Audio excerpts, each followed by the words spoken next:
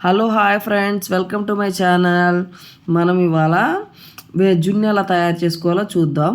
First పాలు, బెల్లం, యాలకుల పొడి, మిరియాల పొడి, జున్ను పాలు. ఫస్ట్ డే పాలు అయితే హాఫ్ లీటర్కి హాఫ్ లీటర్ నార్మల్ పాలు పోయాలి. అదే సెకండ్ డే పాలు అయితే మాత్రం ఒక పావు లీటర్ పోస్తే సరిపోతుంది. గిన్నెలో పోసుకొని నార్మల్ పాలు కూడా పోసుకొని మిక్స్ చేసుకోవాలి. ఆ తర్వాత బెల్లం వేసిన తర్వాత మా మమ్మీ 2 కప్స్ వేసింది. దానికి తోడు యాలకుల పొడి, మిరియాల పొడి వేసుకోవాలి. మనం తీసుకునే పాల క్వాంటిటీని బట్టి అవి వేసుకోవాలన్నమాట. యాలకులు, మిరియాల ఫ్లేవరే జున్నుకి బాగా టేస్ట్ ఇస్తుంది అనమాట. అదిగో వేశారు. యాలకుల పొడి వేసి మనం మొత్తం బెల్లం కరిగేలాగా నీట్గా కలుపుకోవాలన్నమాట. కలుపుకొని గెరిటితో కాదు, మా మమ్మీ గెరిటితో కలిపింది, కానీ మంచిగా చెయ్యి మిక్స్ చేసి కొంచెం కూడా తురుముకొని బెల్లం వేసుకుంటే తొందరగా మిక్స్ అయ్యిద్ది. మంచిగా నీట్గా కలుపుకొని ఫ్లేవర్ అంతా ఇదేలాగా మంచిగా పాలు కలబెట్టుకున్న తర్వాత జున్ను చాలా సింపుల్గా, చాలామంది చేయటం రాదు, అమ్మో అది అయిపోతే ఇదే ఇద్దాని అనుకుంటారు. ఇలా ఈజీగా నీట్గా చేసుకోండి.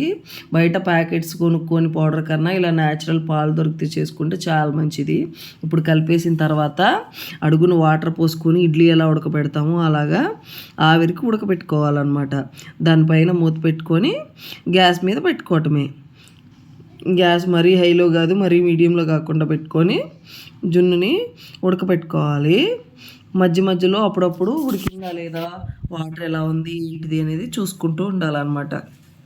1-2 టైమ్స్ చూస్తే చాలు, ఊరికే తీసి చూడాల్సిన అవసరం లేదు. చూడండి ఎలా కుక్ అవుతుంది. కొంచెం టెస్ట్ చేస్తున్నాము. కొంచెం ఏదో అలా ఇదైంది, ఇంకా చాలాసేపు టైం పట్టిద్ది. ఈజీగా 15-20 మినిట్స్ పట్టిద్ది అనమాట. ఇప్పుడు తీసి మళ్ళీ చెక్ చేస్తున్నాం.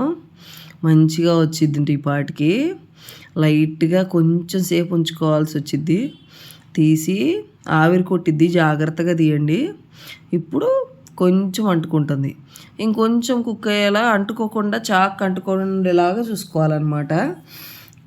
ఇప్పుడు ఫైనల్ ఇంకా తీసి జున్ను రెడీ అయిపోయినట్టే. చూడండి, అయిపోయింది, అంటుకోలేదు. ఇప్పుడు గ్యాస్ ఆఫ్ చేసి కొంచెంసేపు చల్లారే వరకు అలా వదిలేయాలి. తర్వాత చాలామంది ఫ్రిడ్జ్లో పెట్టుకొని తింటారు. అలా అన్నా పెట్టుకోవచ్చు, లేకపోతే చల్లారిన తర్వాత అన్నా తినచ్చు. వేడి వేడి జున్ను, టేస్టీ జున్ను రెడీ. ఎలా కావాలంటే అలాగా చల్లారాకైనా తినచ్చు, కూల్గా ఫ్రిడ్జ్లో పెట్టుకొని అయినా తినండి. సో ఇది మీరు కూడా ట్రై చేసి ఎలా ఉందో నాకు చెప్పండి. పైన అలా మిరియాల పొడి అనేది కామన్గా మనకు వచ్చిద్ది అనమాట. బాయ్.